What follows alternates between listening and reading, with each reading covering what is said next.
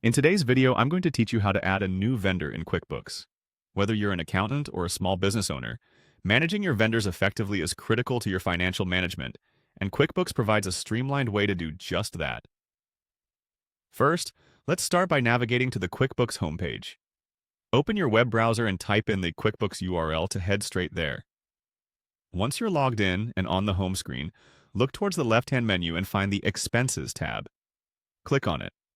This section is where you can track all of your expenses and find detailed information about your transactions with vendors. Once you are in the Expenses section, you will see another option labeled Vendors. Click on it to move to the Vendor Management interface. This area is specifically designed to help you keep all vendor-related activities organized. You can view a list of your current vendors, check outstanding bills, and much more.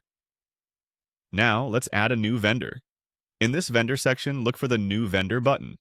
It's usually positioned at the top right of the page. Clicking on this opens a form where you can input the new vendor's details. Start by entering the company name. This is the primary identifier and will help you easily locate the vendor in the QuickBooks database. After filling this out, move on to the vendor display name. This is how the vendor's name will appear on reports and transactions within QuickBooks, so ensure it's something identifiable. Next, proceed to the address field. Inputting accurate address details is important for both logistical and legal reasons, especially when it comes to delivery and invoicing processes. After that, look for an area to add notes and attachments. This section provides room for any additional vendor-related information you might need to record, like special instructions or terms that could be critical for future transactions. Then, you'll find a section labeled Bill Pay ACH Info.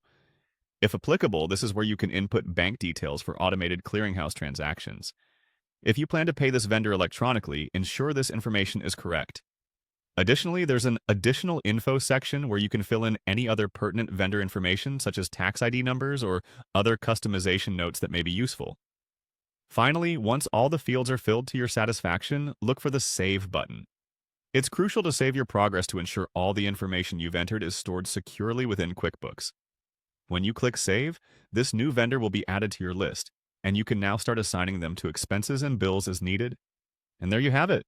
A new vendor has successfully been added in QuickBooks. This process is straightforward once you know where to navigate, and keep these steps handy anytime you need to add more vendors in the future. Thank you for watching, and be sure to subscribe for more helpful QuickBooks tutorials.